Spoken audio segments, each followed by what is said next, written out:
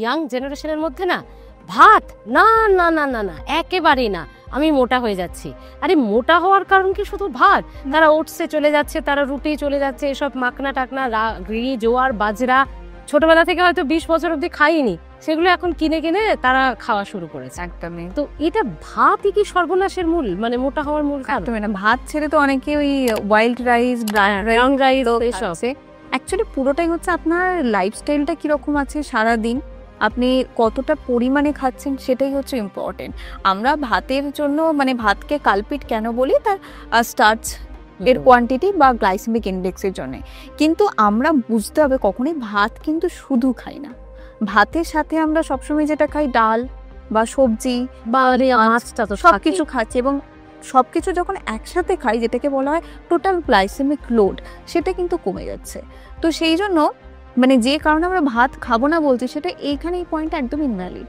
মানে রুটি এবং ভাত, আমরা অনেকে ভাত বন্ধ করে দিচ্ছি কিন্তু সেই জায়গায় 3-4টে রুটি খাচ্ছি, ব্যাপারটা কিন্তু তার থেকেও ক্ষতিকর হচ্ছে। আমার তারা মানে ভাত বন্ধ করে রুটি খেয়ে তো লোকজন ভাবছে বাবা আমি একদম সেরা খাবারটাই খাচ্ছি। হ্যাঁ, তার মানে কোনো এফেক্ট নয়, মানে এফেক্ট নয়, মানে আমি হয়তো বুঝতে পারছি না ভাত থেকে যতটা ক্যালোরি নিয়েছিলাম, ভাত বন্ধ করে আমি ভাবছি রুটি তো খাচ্ছি, তাহলে আমি 2, 3, 4টে অনেকটা খেতে পারি। কিন্তু দেখা যায় ক্যালোরি যদি আমরা ক্যালকুলেট করি তখন দেখছি অনেকটা বেশি হয়তো নিয়ে নিচ্ছে। যতটা হয়তো 1 কাপ ভাত বা 1.5 কাপ ভাতে খেতাম, তার থেকে রুটিকে সেফ মনে করে যে পরিমাণটা খাচ্ছি সেটা থেকে অনেক বেশি ক্যালোরি পেয়ে যাচ্ছি।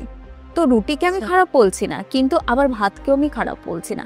আমি যদি পরিমাণটা মাথায় রেখে খাই তাহলে কিন্তু ঠিক থাকবে। পুরোটাই ডিপেন্ড করছে আপনার লাইফস্টাইলের উপর। আপনি যতই হেলদি খান, আপনার পুরো সারাদিনের কতটা আপনি হেলদি লাইফ লিড করছেন, তার মধ্যে আপনার অ্যাক্টিভিটি লেভেল আছে, আপনি কতটা হাঁটাচলা করছেন, আপনার স্ট্রেস লেভেল আছে, কতটা ঘুমোচ্ছেন, সেই সব কিছু মিলিয়েই কিন্তু আপনার মানে আপনাকে নির্ভর করছে আপনি কতটা সুস্থ থাকবেন, কতটা ফিট থাকবেন। শুধুমাত্র ভাত ছেড়ে দিলেই আমি সবকিছু ঠিক আছি সেটা কিন্তু নয়, বা তার জায়গায় প্রচুর সারাদিন সকাল, আমি দেখেছি অনেকেই আছে সকাল বিকেল রাতে ওটস খেয়ে থাকে। মানে এটা একসময় গিয়ে আমাদের মানে গাট হেলথের উপর অনেকটা প্রেশার ক্রিয়েট করে। এর মধ্যে যে ফাইবারটা আছে তাকে তো ডাইজেস্ট করতে হবে। তো আমাদের সমস্ত রকম যে এই ধরনের শস্য জাতীয় খাবার আছে, বিভিন্ন ধরনের মিলেটস আছে, এগুলো তো প্রচুর গুণ। তুমি যে জোয়ার বাজরা ডেফিনেটলি ভালো, কিন্তু ভাত ছেড়ে না আমরা সবকিছুই ঘুরিয়ে ফিরিয়ে খেতে পারি। কোনো একটা জিনিস অনেকেই আমিও বলি যে আটার রুটি সবসময় না খেয়ে একটুখানি মিলেটসও ইনক্লুড করুন, কারণ এক একটা জিনিসে এক এক ধরনের গুণ আছে, তো সেইগুলোও কিন্তু আমাদের পাওয়া দরকার। আচ্ছা, এরপর যে প্রশ্নটায় আসবো, রোগা হওয়ার এই যে ট্রেন্ডিংটা, চিয়া সিড তো দারুণ বিক্রি হচ্ছে, মানে এক এক সময় দেখি অনলাইনে আউট অফ স্টক হয়ে যাচ্ছে, মানে এত বিক্রি। তুমি ভাবো কিছু কিছু চিকিৎসক আছেন তারা হয়তো নামও শোনেননি চিয়া সিডস কি, তো পেশেন্টরা তাদেরকে জিজ্ঞেস করছেন ডাক্তারবাবু চিয়া সিড কি খেতে পারি, সেখানে এরকমও চিকিৎসকরা বলছে কি সেটা কি কাজে দেবে, মানে এরকম একটা ব্যাপার। তো এই চিয়া সিডটাকে সত্যি রোগা করে, মানে আছে কি এর মধ্যে কি জাদু? চিয়া সিডস কিন্তু ভীষণ, তুমি যেটা বললে যে রোগা করে, এটা কিন্তু বেশ ভালো ক্যালোরি কন্টেন্ট করে।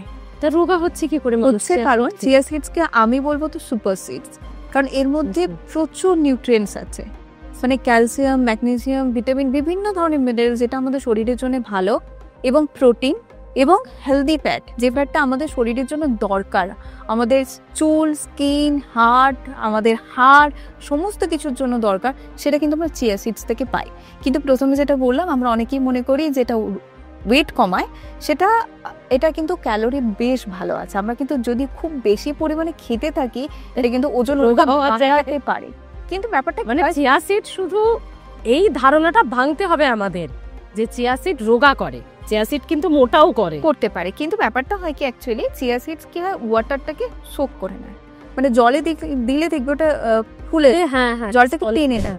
সেই রকমই মানে এটা যখন আমরা খাই বেশ অনেকক্ষণ আমাদের কোনো খিদে পায় না, পেটটাকে ভর্তি রাখে, ঘুষ তো আছেই শরীরের জন্য ভালো গুণ, প্লাস আমাদের অ্যাপেটাইটকে কন্ট্রোল করে, মানে আমাদের নেক্সট যে খিদে পাওয়ার ব্যাপারটা সেই অ্যাপেটাইটটাকে বাড়িয়ে দেয়। বাহ, এই কারণে চিয়া সিডস ওয়েট লসে ভালো ফর্ম কি, মানে খাবার চিয়া সিড খাওয়ার সঠিক সময় সবথেকে ভালো রেজাল্ট পাবো আমি কখন? এটা আমরা মিড মর্নিং এ খেতে পারি, আমরা ব্রেকফাস্টে কোনো কিছুর সাথে মিক্স করে খেতে পারি, সেটা হচ্ছে সব থেকে ভালো হয়। কারণ চিয়া সিডস অনেকে ডাইজেস্ট করতে পারে না, অনেকেই দেখবে যে চিয়া সিডস খাওয়ার পর বলে যে পেট কামড়াচ্ছে, কনস্টিপেশন হচ্ছে। এটার কারণ হচ্ছে তাতে সাফিসিয়েন্ট ওয়াটার ইনটেক হয় না, চিয়া সিডস জলটাকে টানে, তো আমি যদি জল ঠিকঠাক না খাই সেটা হজম হবে না, বা আমাদের বডিতে কি কনস্টিপেশনের জলের ঘাটতি হবে, কনস্টিপেশন করে। তো চিয়া সিড যদি খাওয়া হয় সব থেকে ভালো হচ্ছে সকালের দিকে খেয়ে নেওয়া। অনেকে বলে রাতে ভিজিয়ে রেখে সকালে খালি পেটে সেটাও খাওয়া যায়, খুব মানে ভালো। মর্নিং টাইমটা খেলে ভালো, ডিনারেও খাওয়া যায়, এরকম কোনো নিয়ম অ্যাজ কিছু নেই। আপনি যদি এরকম ধরনের কোনো সমস্যা না হয়, যারা ধরো অনেকক্ষণ বাইরে আছে, কি খাবো, খাওয়ার মতো কিছু নেই, সময় নেই হাতে, বটলে ক্যারি করো চিয়া সিডস, বেশ অনেকক্ষণ পেট ভর্তি থাকে। চিয়া সিডস একটুখানি পাতিলেবুর মানে স্লাইস করে, রস না, পাতিলেবু স্লাইস করে একটু পুদিনা পাতা দিয়ে ক্যারি করুন। আপনার যে বারবার খিদে পাওয়া বা মনে হয় যে আমি তো আনহেলদি খেতে, অনেকেই আছে পছন্দ করে না, কিন্তু রাস্তাঘাটে সেই অপশনটা সময় মতো পাওয়া যায় না। তো এই ধরনের খাবার যদি আমরা রাখি খুব চট করে, মানে জলের মতো তো খেয়ে নেওয়া যায়, 1 গ্লাস যদি খাওয়া যায় মোটামুটি 1-2 ঘন্টা আরামসে। একটা বটলে চিয়া সিড, লেবু আর শসা না, 1 গ্লাস নর্মাল জল, কোনো গরম করা কিচ্ছু প্রয়োজন নেই। তুমি মোটামুটি 1 লিটার বা হাফ লিটার জল নাও, তার মধ্যে 10টা-15টা পুদিনা পাতা দাও, একটা লেবুকে স্লাইস করে দিয়ে দাও, খোলা সবে, ছাড়ানোর কোনো প্রয়োজন নেই, পাতি লেবু স্লাইস করে দাও, 1 টেবিল স্পুন চিয়া সিডস দিয়ে দাও। এটা 1 ঘন্টা থেকে 2 ঘন্টা ভেজার পর খাওয়া স্টার্ট করবে। জলটা দেবে কি ঠান্ডা থাকে, ভীষণ মানে রিফ্রেশিং। খুব ভালো। আচ্ছা, এরপর যে বিষয়টা আসবো, যারা ডায়াবেটিসের পেশেন্ট করবে তারা কিছু তো বলো তাদের জন্য। কোনো কিছু ছাড়ার প্রয়োজন নেই, খাওয়ার নিয়মটাকে একটু আমাদের মানে বুঝতে হবে। ধরো এই যে মিষ্টিটা আমরা খাচ্ছি, এবং ওটার সাথে যদি আমরা মিষ্টি বা মিষ্টি ফলও হতে পারে, খেজুর, যে কোনো কিছু খাই না কেন, তাহলে এই যে গ্লুকোজ রিলিজ হচ্ছে এটাকে স্লো ডাউন করবে। সেটা কিন্তু আমাদের যে কোনো কিছু, শুধু ডায়াবেটিক না, সেটার জন্য খুব একটা ভয় থাকবে না। কিন্তু যদি খালি পেটে মিষ্টিটা খেয়ে নিই সেটা কিন্তু বেশি ক্ষতিকারক। সবার বাড়িতে যাচ্ছি, মিষ্টি দিচ্ছে মানে একটা একটা করে যদি খাই, সারাদিনে 3-4টে খাওয়া হয়ে গেল। আমরা যদি একটু ভেঙে খাই তাহলে কিন্তু আমাদের মানে মনেরও শান্তি। তাই বলো, সামনে প্লেটে নিজের পছন্দের মিষ্টিটা, কি কি সব নাম আছে তাদের, সেই মিষ্টি, আর তুমি বলছো একটু কোনা ভেঙে আমি একটু ফর্মালিটিস দেখালাম, ওটা করতে পারি, অথবা আমার ভেতরতে, তাহলে কিন্তু এই ব্যাপারগুলো এত আমাদের চিন্তা করতো। কিন্তু আমরা রেডিমেডের যুগে কুইক সলিউশন, আমরা মিষ্টির দোকান থেকে কিনে হাতে তৈরি ওই ব্যাপারটা, সেক্ষেত্রে আমরা একটা জায়গায় 4টেও খেতাম, অতটা প্রবলেম হতো না। কিন্তু এখন যে জিনিসটা পাচ্ছি ওতে প্রচুর প্রচুর মিষ্টি, চিনি দেয়া, তো সেই জন্য বলতে হয় যে একটু বুঝে খান। একদম। ভেরি রিসেন্ট যা ওয়েদার আমাদের, ভাইরাল ফিভার, জ্বর, সর্দি, কাশি, এটাতে প্রচুর মানুষ ভুগছে। যে এই ভাইরাল ফিভার থেকে প্রিকশন হিসেবে কি করা উচিত আমাদের, আর বা যাদের হচ্ছে তাদের খাওয়া দাওয়া ঠিক কিভাবে সুস্থ তাড়াতাড়ি হতে করা উচিত? একদমই তাই, কারণ আমাদের ওয়েদার এখন এমন চেঞ্জ হয়েছে, রেগুলার এই সময়টা এত বৃষ্টি, এগুলো তো ভাবা যায় না, এবং তার কারণে বিভিন্ন ভাইরাল ফিভার, ইনফেকশন এগুলো বাড়ছে। সেটা শুধু জ্বর সর্দি কাশি না, সেটা পেটের সমস্যাও করছে ইনফেকশন থেকে। ছোট ছোট বাচ্চা থেকে বয়স্ক সবাই মানে সর্দি কাশি বমি এগুলো হচ্ছে। তো এগুলো কি বলতো, এত ওভারনাইট হয় না। এগুলোর জন্য আমার ইমিউনিটিটাকে আমাকে বুস্ট আপ রাখতে হবে। তার জন্য পুরো সারা বছর আমি কীভাবে খাওয়া দাওয়া করছি সেটা ইম্পর্টেন্ট। আমি কতটা হেলদি খাচ্ছি, কতটা ফল খাচ্ছি, কতটা প্রিবায়োটিক এবং প্রোবায়োটিক রিচ খাবার খাচ্ছি, সেগুলো আমাদের ইমিউনিটিকে বিল্ড আপ করতে হেল্প করে। 1 নম্বর।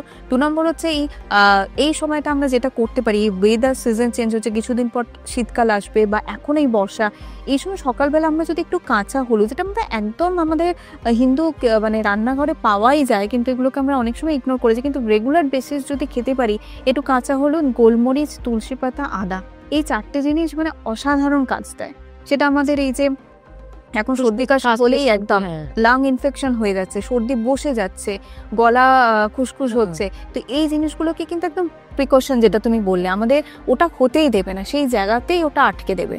কিন্তু তার জন্য আমাদের সবসময় যদি এই জিনিসটা করি, সকালে ঘুম থেকে উঠেই একটা রিচুয়াল হওয়া উচিত বাড়িতে, যে একটু কাঁচা হলুদ, আদা, তুলসী পাতা, গোলমরিচ, চাইলে একটু মধু দেওয়া যেতে পারে, ভালো যদি মধু হয়, দিয়ে আমরা যদি খাওয়ার হ্যাবিট করি, সেটা ছোট বাচ্চাও খেতে পারে, সবাই খেতে পারে, তাহলে ইনফেকশন থেকে যে জ্বর সর্দি আমি এটা সপ্তাহে 2-3 দিন না রেগুলার একদমই খেতে পারি। এইগুলো যদি করতে পারি তাহলে কিন্তু আমার মনে হয় এই ইনফেকশন যেটা বলছো সেখান থেকে কিন্তু আমরা মুক্তি পাবো। আচ্ছা, আর এরপর আমরা যে বিষয়টা আসবো, ক্যালসিয়ামের ঘাটতি। এখন 30, আগে 40-50 ছিল, এখন 30 পেরোলেই মেয়েদের স্পেশালি আমি বলবো এই ঘাটতিটা দেখা যাচ্ছে। তো এই ক্যালসিয়ামের ঘাটতি কি শুধু দুধই মেটায়? আবার দুধে আবার অনেকের গ্যাস, অ্যাসিড, অনেকের হজম হয় না, মানে খুব মুশকিল তো এটা। তাহলে ক্যালসিয়াম শুধু নয়, ক্যালসিয়ামের সাথে ভিটামিন ডি এখনকার দেখবে মানে আমাদের মানে ইন্ডিয়াতে 90%, 70%, 80% মেয়েরই হচ্ছে ভিটামিন ই এর ঘাটতি, এবং সেখান থেকে ক্যালসিয়াম, ম্যাগনেসিয়ামের ডেফিসিয়েন্সি দেখা যায়, যেটার কারণেই গাঁটে ব্যথা, পায়ে ব্যথা, আর্থারাইটিস, কিছুদিন তুমি যেটা বললে একটা ফ্যাটিক ফিল হওয়া, হাঁটাচলা করতে পারে না। এবং সেটার জন্য যে শুধুমাত্র দুধই খেতে হবে ক্যালসিয়ামের জন্য, সেটা কিন্তু নয়। আমরা বিভিন্ন ধরনের ডাল, স্প্রাউটস, সবুজ যে শাকসবজি, সেগুলো থেকেও কিন্তু ক্যালসিয়াম পেতে পারি। কারণ দুধ খেলেই যে ক্যালসিয়াম বাড়বে সেটা কিন্তু নয়। যারা ল্যাকটোজ ইনটলারেন্ট তারা তো দুধ খেতে পারে না। বিভিন্ন ধরনের যে চিয়া সিডস নিয়ে কথা হলো, চিয়া সিডস, ফ্ল্যাক্স সিডস, এগুলোতে কিন্তু প্রচুর প্রচুর পরিমাণে, ইভেন অনেক সময় দুধের থেকেও বেশি ক্যালসিয়াম থাকে। আমাকে অনেকেই জিজ্ঞেস করে যে ম্যাডাম আপনি তো ডায়েট চার্টে দুধ লিখলেন না, আমি ক্যালসিয়ামটা পাবো কি করে? দই আছে, ছানা আছে, এগুলো থেকেও তো ক্যালসিয়াম হয়। অনেক সময় দেখবে আমি অনেককেই দেখি যে গাঁটে ব্যথা এবং সেই কারণে সকাল বিকেল রাতে দুধ খেয়ে যাচ্ছে, এটা কিন্তু বডিতে ইনফ্লামেশন ক্রিয়েট করে, উল্টে খারাপের দিকে এগোয়। আচ্ছা, মানে পায়ে ব্যথা হচ্ছে বা হাড় ক্ষয়েছে, তার জন্য আমি এত দুধ খাচ্ছি, সেটা কিন্তু আমার ক্যালসিয়াম উল্টে বডি থেকে বের করে দিতে পারে, বা বডিতে এতটাই ইনফ্লামেশন ক্রিয়েট করতে পারে যে গাঁটে ব্যথা বেড়ে যেতে পারে। দুধটাকে অফ করে দই খান দরকার হলে।